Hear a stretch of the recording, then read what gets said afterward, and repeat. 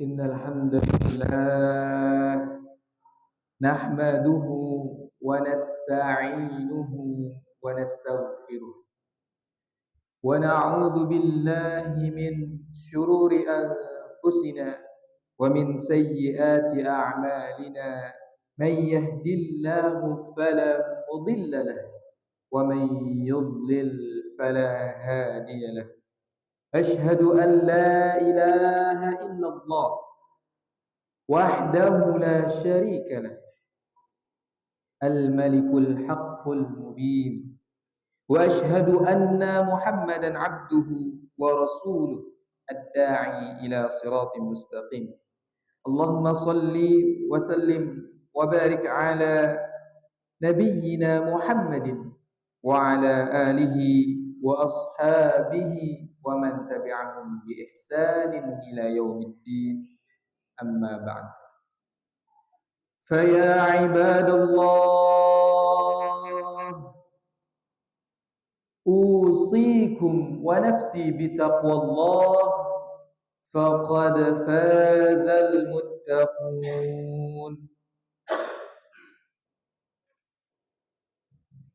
اتقوا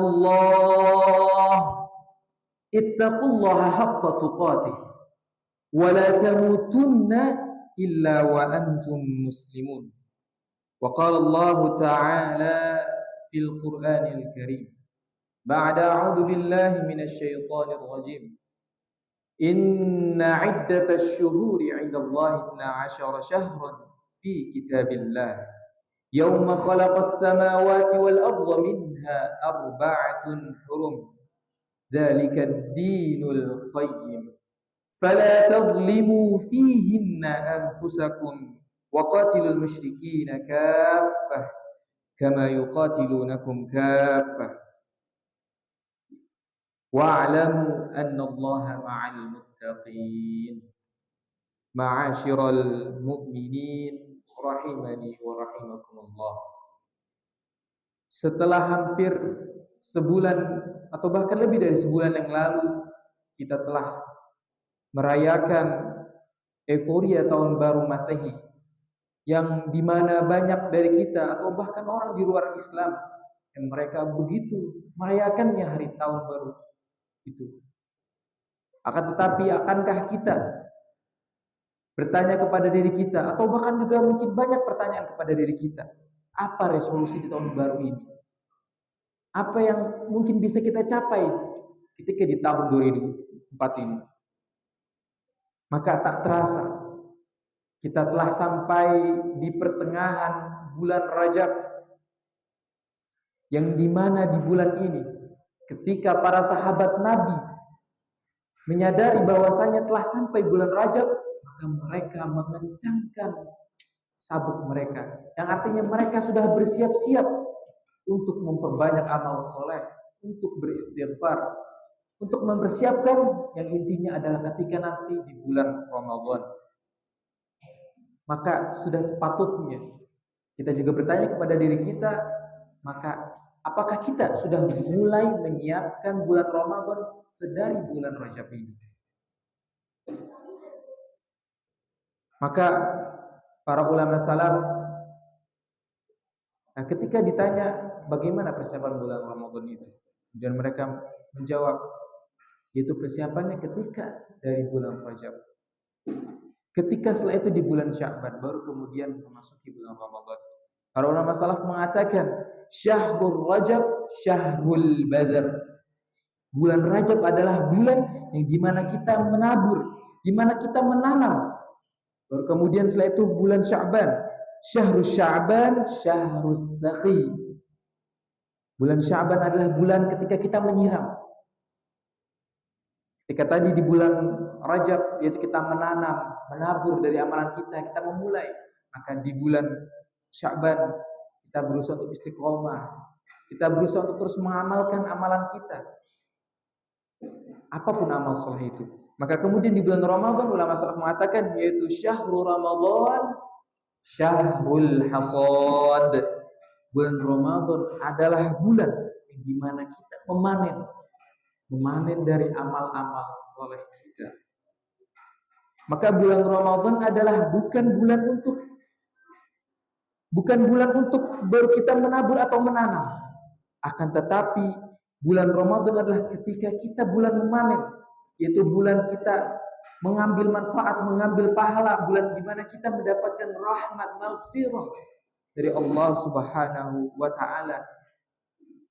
Yang pasti adalah dari semua amalan kita, apapun amalan kita.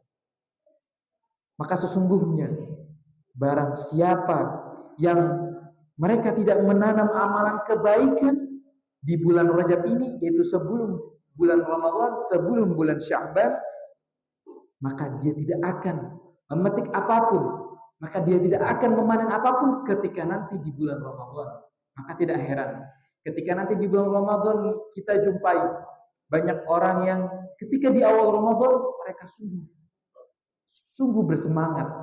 Bahkan kita jumpai di masjid-masjid penuh dengan orang yang bertarawih ketika di awal Ramadan.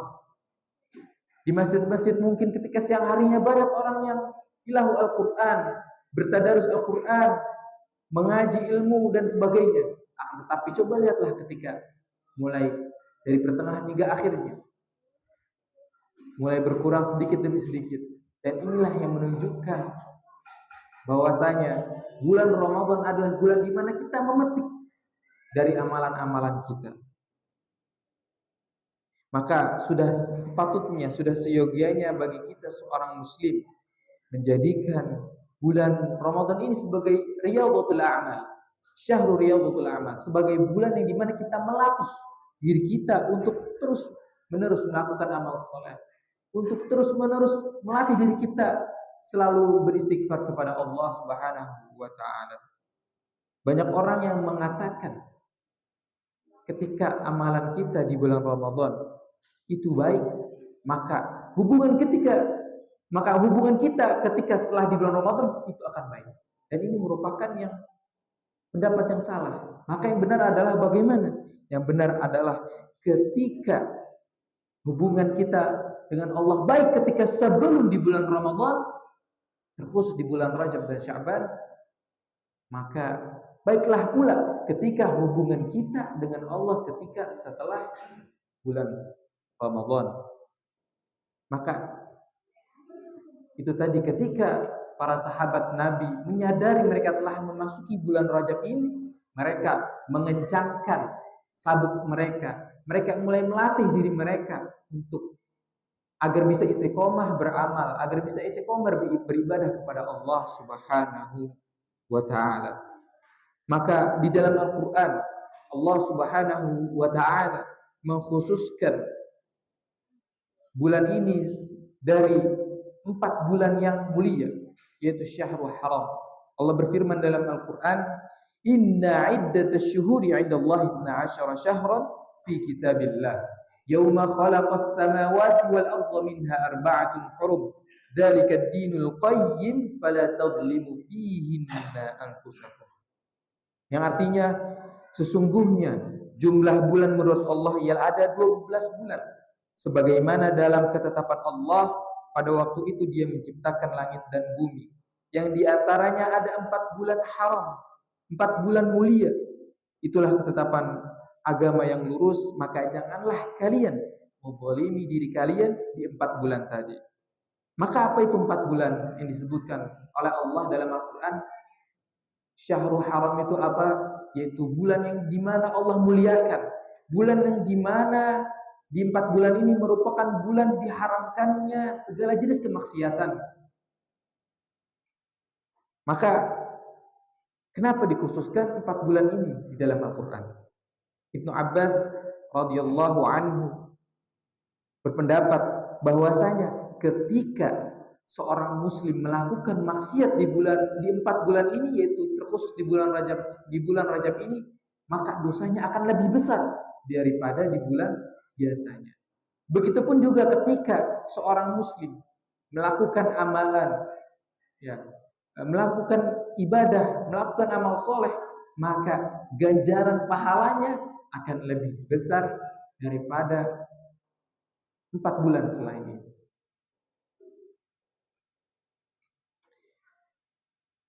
Di ayat tersebut dikatakan bahkan menasihati kepada kita agar kita jangan menzalimi diri kita.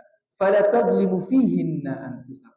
Dan janganlah kalian menzalimi diri kalian di 4 bulan ini. Maka apa maksudnya? Imam Qatadah radhiyallahu anhu berpendapat bahwasanya sekali lagi kezaliman di bulan haram ini, di bulan yang mulia ini lebih besar kesalahannya, lebih besar aibnya di sisi Allah Subhanahu wa taala, walaupun sebenarnya kezaliman itu walau sekecil itu, la tahsabu hayyinan wa huwa 'indallahil 'azim, itu sudah besar menurut Allah Subhanahu wa taala. Maka mungkin sering kita mendengar doa yang diajarkan oleh guru-guru kita, oleh ustaz-ustaz kita, Allahumma barik lana fi Rajab wa Sya'ban wa ballighna Ramadan. Ya Allah, berkailah kami di bulan Rajab, Sya'ban, dan sampaikanlah kami hingga kami bisa bertemu di bulan Ramadan. Dari situlah ulama juga menganjurkan berbagai amal-amal soleh yang sejatinya harus kita ketahui adalah ketika di bulan Rajab ini sebenarnya tidak ada sebenarnya tidak ada amalan-amalan khusus yang diajarkan oleh Nabi Muhammad SAW. Akan tetapi sejatinya semua amalan yang bisa diamalkan selain di bulan Rajab ini, selain di bulan 4 bulan ini, maka bisa diamalkan juga di bulan ini. Akan tetapi berlaku kelipatan pahala di bulan ini, yaitu ketika kita bisa beramal soleh dan memperbanyak amal soleh di bulan ini, maka pahalanya akan 2 kali lebih besar daripada ketika di selain 4 bulan ini, terkhusus di bulan Rajab ini. Maka amalan yang dianjurkan oleh ulama agar diperbanyak di bulan ini adalah melakukan ibadah yang berkaitan antara hubungan kita dengan Allah, bainallah, yaitu sholat, membaca Al-Quran, dan lain sebagainya. Yang kemudian yang kedua adalah kita disunahkan untuk memperbanyak puasa Daud, puasa Senin Kamis, puasa Ayyamul Bid, dan lain sebagainya. Untuk apa? Untuk melatih diri kita mulai berpuasa di bulan Rajab ini, agar ketika nanti di bulan Ramadan kita sudah menghadapi bulan Ramadan, menghadapi bulan yang dimana kita dianjurkan atau bahkan diwajibkan berpuasa, kita sudah siap untuk berpuasa. Bahkan kita tidak lemas ketika sedang berpuasa. Bahkan kita bisa bersemangat ketika sedang puasa Ramadan untuk beribadah, untuk banyak melakukan amal soleh. Dan juga dianjurkan oleh ulama bagi yang mungkin ingin mengqadha puasanya, maka segera diqadha sebulan bulan Ramadan. Terlebih sekarang sudah memasuki bulan Rajab. Yang terakhir adalah kita dianjurkan oleh para ulama ketika di bulan Rajab ini adalah untuk memperbanyak istighfar, memperbanyak minta ampun kepada Allah Subhanahu wa ta'ala. Sungguh begitu banyak istighfar yang diajarkan oleh Nabiullah, oleh Rasulullah di dalam Al-Quran. Yang salah satunya adalah bagaimana istighfarnya Nabi Adam, bagaimana minta ampunnya Nabi Adam ketika Nabi Adam diusir dari surga. Nabi Adam mengakui kesalahannya bersama dengan istrinya. Nabi Adam berkata di dalam Al-Quran, qala rabbana zalamna anfusana wa illam taghfir lana lanakunanna minal khasirin. Mereka berdua berkata, yaitu Adam dan Hawa, rabbana zalamna, ya Rabb, kami telah menzalimi diri kami, wa illam taghfir lana, dan jikalau engkau tidak menghapus dosa-dosa kami, wa tarhamna, dan engkau tidak menyayangi kami, lanakunanna minal khasirin, maka kami akan menjadi bagian orang-orang yang merugi. Maka disitulah kita dapati bahwasanya Nabi Adam mengakui kesalahannya. Nabi Adam meminta ampun kepada Allah Subhanahu wa ta'ala. Nabi Adam beristighfar kepada Allah Subhanahu wa ta'ala. Nabi Adam bertaubat kepada Allah Subhanahu wa ta'ala. Mungkin ini amalan istighfar yang bisa kita amalkan dalam keseharian kita terkait dengan dosa-dosa kita. bagaimana hubungan kita dengan Allah, seperti sholat. Mungkin kita banyak juga bermaksiat dikala sendiri dan sebagainya. Atau juga bahkan Al-Quran mengajarkan jika dosa itu berkaitan dengan pekerjaan kita, jika dosa itu berkaitan dengan tugas kita, jika dosa itu berkaitan dengan amalan-amalan kita, maka Allah mengajarkan bagaimana istighfarnya Nabi Yunus alaihissalam.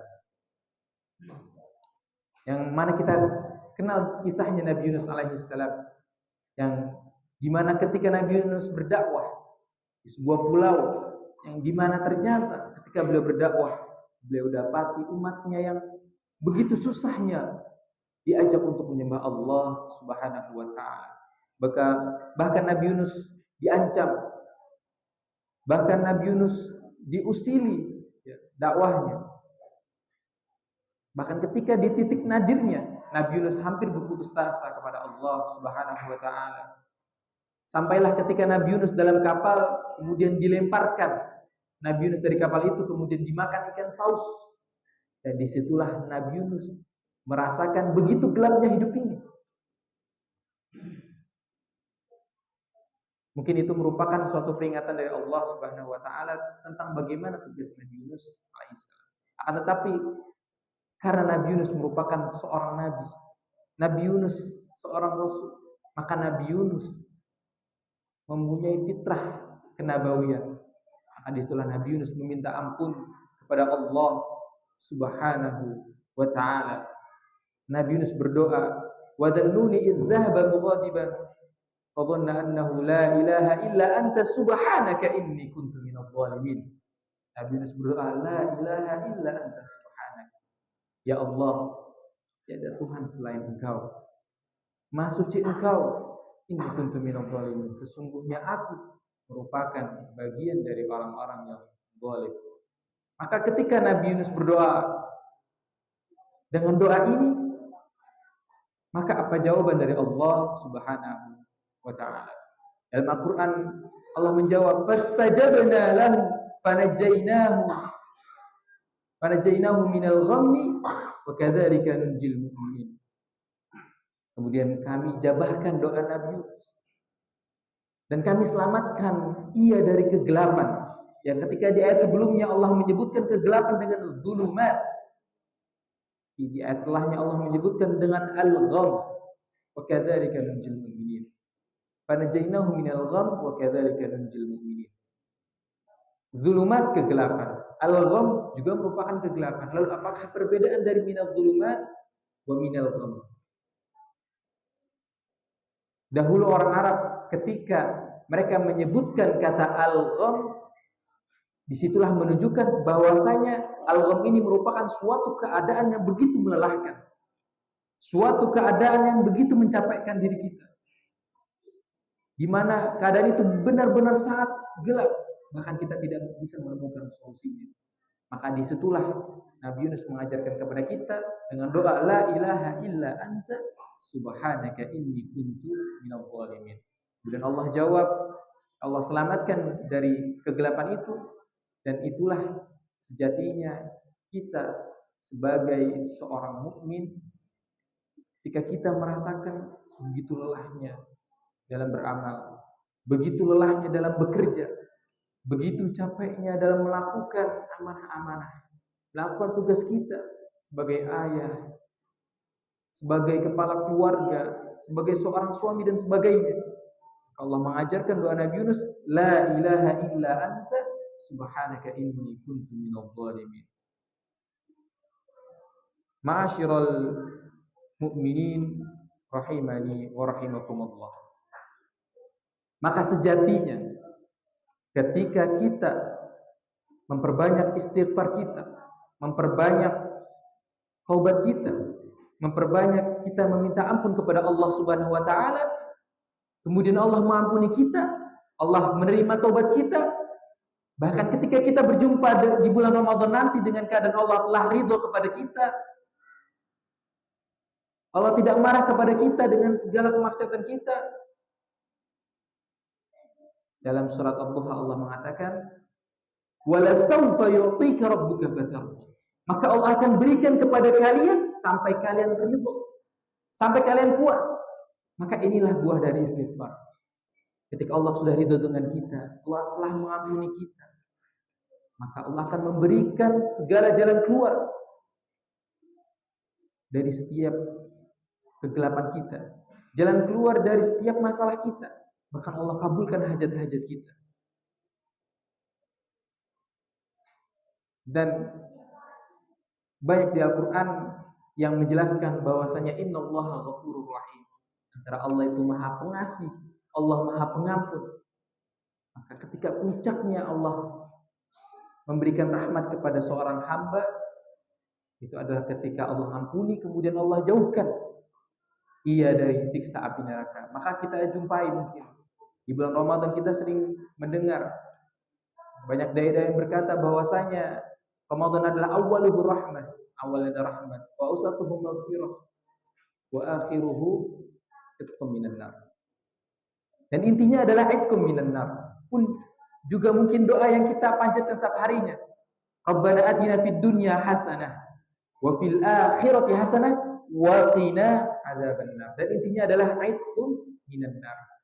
Dan semoga dengan amalan-amalan saleh kita, kemudian dengan istighfar kita, dan kita selalu bertobat kepada Allah Subhanahu wa taala, Allah ridha kepada kita, Allah menerima tobat kita, dan Allah mempersilahkan kita, bahkan Allah sudah mempersilahkan kita di surganya nanti.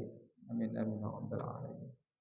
Barakallahu li wa lakum fil Qur'anil azim. ونفعني وإياكم بما فيه من الآيات والذكر الحكيم وتقبل مني ومنكم تلاوته إنه هو السميع العليم.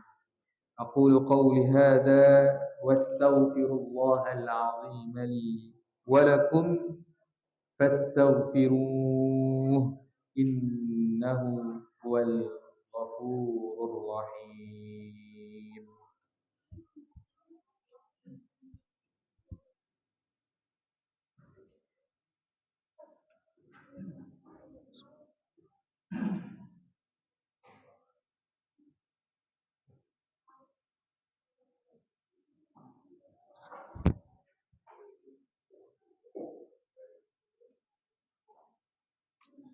الحمد لله على إحسانه والشكر له على توفيقه وامتنانه وأشهد أن لا إله إلا الله وحده لا شريك له وأشهد أن محمدا عبده ورسوله الداعي إلى رضوانه. اللهم صل وسلم على سيدنا محمد وعلى آله وأصحابه وسلم تسليما كثيرا. أما بعد، فيا أيها الناس اتقوا الله فيما أمر وانتهوا عما نهى عنه وزجر واعلموا أن الله أمركم بأمره بدأ فيه بنفسه وثنى بملائكة المسبحة بقدسه ولم يزل قائلا إن الله وملائكته